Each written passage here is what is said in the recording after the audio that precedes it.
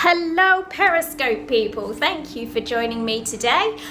So I'm going to be talking to you today about how to gain better rapport and connection with other people. Firstly, let me apologise for the noise in the background. I'm in the office at the moment and I've got the window open and my neighbours are playing some very loud music. It's okay music, so I'm not going to worry about it too much. Alright, so for those of you who don't know who I am, my name is Gemma Bailey. I am a trainer of hypnotherapy and NLP, which stands for Neuro-Linguistic Programming. The way in which I use my techniques and tools that I have access to are by training other people in how to use them and also working with clients on a one-to-one basis to help them overcome any problems or challenges that they might be having. Now, a big proportion of the work that we do is based around helping people to have better connection with others. So very often I might be working with a company where perhaps their sales are falling behind a little bit. And so I might work with their salespeople about how they can gain better connection with their customers such that they're more likely to be able to secure a sale in the future. So that's just one way in which rapport might be useful for you. Another area in which rapport is useful is in your general day-to-day communication with others. So if you've ever had challenges, for example, in making sure that people have really understood the message that you've given them, then that could be caused by a rapport issue. Or if you just want to be able to make good first impressions, interviews, dating, any of those sorts of areas where you're meeting someone for the first time and you don't want to rely on chance and you want to be able to convey a clear, concise message and gain a good connection, then rapport building skills are essential. So I'm going to talk you through a little snippet today of how those work. If you want to find out more about it, then you can of course head over to the People Building website, which is peoplebuilding.co.uk, and you can also find more videos around the nature of this sort of stuff on our YouTube channel, which is youtube.com/peoplebuilding. Alright, so the starting place for building rapport is our communication, essentially. So it's all around our communication, and we're going to break communication down into three areas. And we're going to use this chart here for me to be able to describe those areas to you.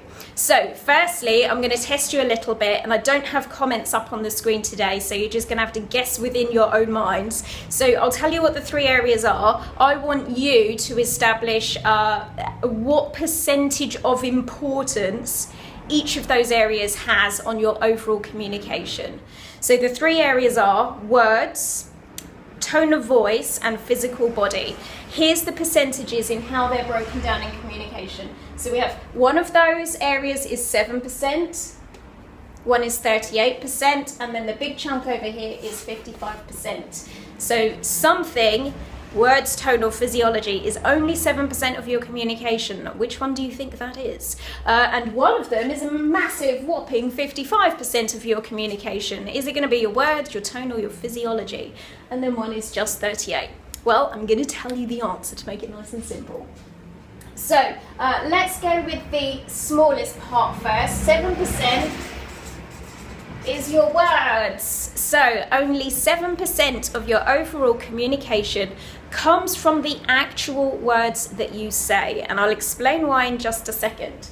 38% of your communication comes from your tone of voice. So not the what you say, but the how you say what you say. So tone would be things like volume, pitch, it would include the speed with which you speak, and your 55% is therefore your physiology, i.e. what you do with your body. I've come in late and don't know what's happening. Watch the replay, because I'm not going to recap right now, so replay it later.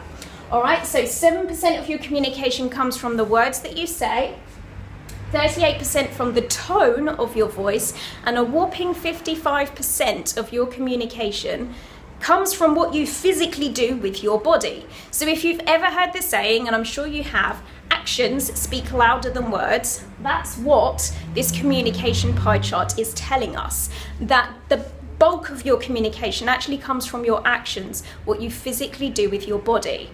So when we start thinking about rapport and gaining communication with other people, what we need to look at on the most part is this area here, what you do with your physical body, because that's where you're going to have the most influence. So what we do in order to make sure that we connect in the best possible way with other people is we use a process called matching and mirroring.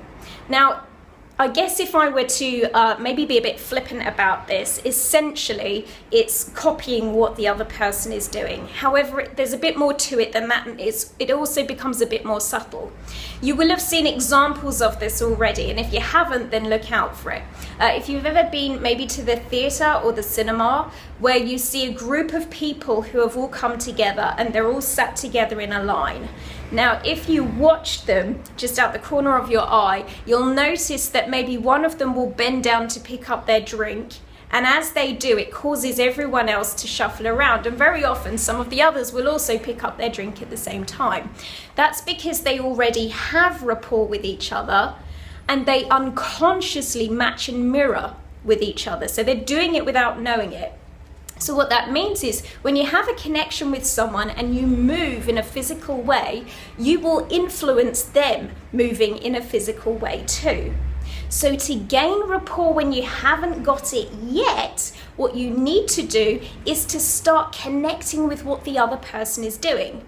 So let's say you're in an interview scenario and you're sat next to someone who has their legs crossed, or you're sat opposite someone who has their legs crossed. Cross your legs too.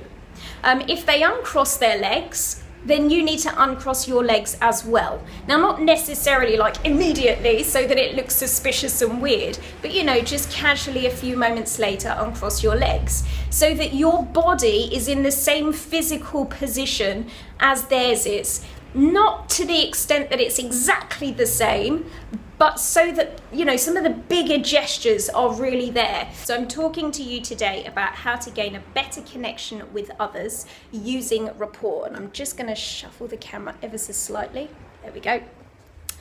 So rapport is essentially the way in which we gain connection with others. And to be able to do it, we have to look at how we're communicating. We've got 3 areas of communication that we need to take into consideration. One is words, one is tone, and the other one is your physical body. And as you can see from the pie chart there, words, so the actual words that you say, is only a tiny amount of what's happening in your communication. The actual words you say actually don't have a great deal of influence. The tone of voice with which you say those words, so the speed, the inflection, the pitch with which you say what you're saying, has a much bigger influence than the actual words that you say. And a whopping 55% of your communication comes from what you do with your physical body. So what we were just starting to touch on before the video randomly tripped out there, is that in order to gain connection with others, you need to use a process called matching and mirroring. And essentially it's looking at the way someone else is using their physical body.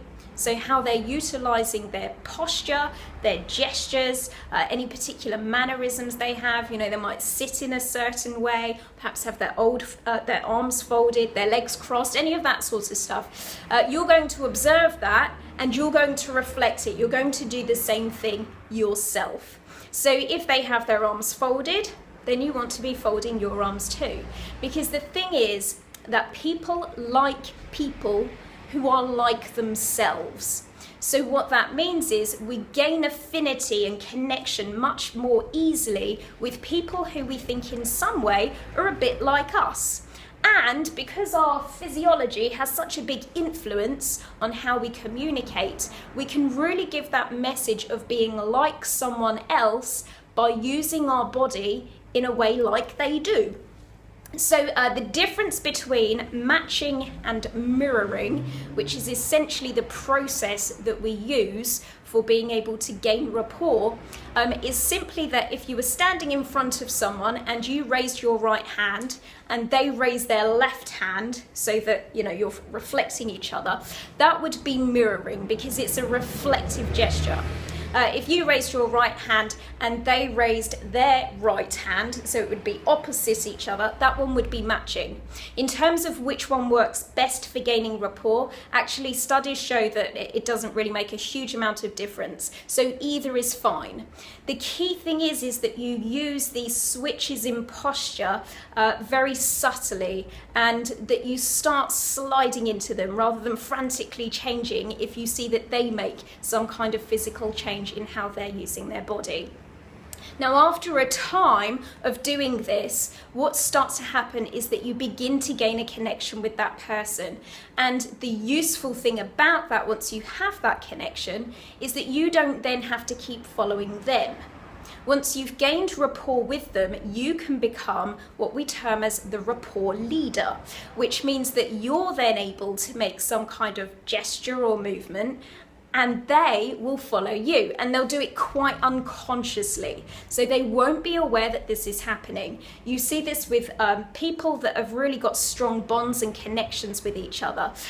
They will start moving in a likewise way without realizing that it's happening. So I gave you earlier the example of perhaps being in the cinema or the theater and seeing people in a row, and one of them bends down to pick up a drink or scratch their head or something like that, and it causes a flurry of activity amongst other people that are around them. So we do pick up rapport from people that we just happen to be sitting with. We don't necessarily have to know them or have any kind of intimate relationship with them. Just by being with them for a few moments, rapport is created. I'll give you an example of how that happens. So a friend of mine was on a flight from London back to the States. And it was shortly after the 9/11 attacks had happened, and there was I guess it still happens sometimes, but a wave of activity when the plane landed safely. Everyone on board the flight would start giving the pilot a round of applause and clapping. So there was a guy that was on the flight who decided that, the plane had landed, it's time to start the round of applause. And he started it, but then it kind of fizzled out and stopped, and no one followed his lead. Now that's because he wasn't what we would call the rapport leader. He was in that moment actually amongst all of the people around him, most of whom couldn't see him, had probably never looked at him. But he was giving off a something that said, I'm a follower and not a leader at this particular moment in time. So someone a few aisles away, they started the round of applause, and everyone followed because that guy was the rapport leader. People followed him. It has nothing to do with like ranking or social status or anything like that. Being able to lead from a rapport perspective, it shifts, but you can control it when you're conscious of it and when you follow tips like this. So just to round off the other areas that we've listed here, in terms of gaining rapport via your tone of voice, you need to be listening to how the other person is communicating with you. So if they speak like I do at a reasonable pace, really rather chipper and speaking quite quickly, then when you respond to them, you need to be speaking at that kind of pace. I mean, you can imagine what it would sound like if I had someone here talking next to me now and I said, this is how we do this, and they then responded at this kind of speed and pace. It just wouldn't work, and it would feel awkward between the two of us. So it's important that in gaining rapport with someone else, if you're a quick speaker like me, but you want to gain rapport with a slow speaker, you're going to need to slow it down. Or vice versa. If you're normally a slow speaker and you want to gain a connection with someone who talks quick, you're going to need to ramp it up and speed up a little bit. The same applies to tonality in voice as well, from the pitch perspective. So if someone talks high and you want to gain connection with them, you might need to elevate your pitch a little bit. If someone talks in a particularly low tone, you don't want to do it again so that it's obvious. It needs to be subtle, and that's why from a tonality perspective, we don't do accents. Although I like to think I'm actually quite good at accents, but you're just going to end up upsetting someone and probably getting a slap. So don't do that. But do, maybe listen to the way that person has uses inflection within their voice. Do think about the speed, the volume, the pitch, and all of those other elements of tonality. Now, words is just a shabby 7% of our overall communication. However, we're not going to write it off completely. So some tips around how you can use words to gain rapport are useful for you to know, because actually if you're on a telephone to someone, so perhaps you do a telesales job, you've lost all of the physiology. So these two areas become significantly more important. However, tone of voice still massively overrides the words that you use. So if you're going to focus on words to gain connection and rapport with someone else, start thinking about the actual words that they say. If they have particular phrases that they use, then you want to start adopting those phrases too. If they are talking about a subject area that's perhaps a bit foreign and unfamiliar to you, don't push yourself into an uncomfortable situation, but think about that subject from a chunk perspective. So if I were talking to you about football and you were not particularly tuned into football, you might be able to meet with me on a conversational level around a specific player, or at a higher level, maybe about sports overall. So we could still have a connection there with our conversation based around words. And that concludes today's video. This will be uploaded to the People Building YouTube channel. I'll stick the beginning bit from earlier where it cut off with the bit that we've just done here right now. And I will be broadcasting again at 6 p.m. British time next Monday. In the meantime, do hook up with me on Twitter. It's Hypnogem, and the People Building website, where there's tons of articles and videos and blog posts about all of this stuff, is peoplebuilding.co.uk.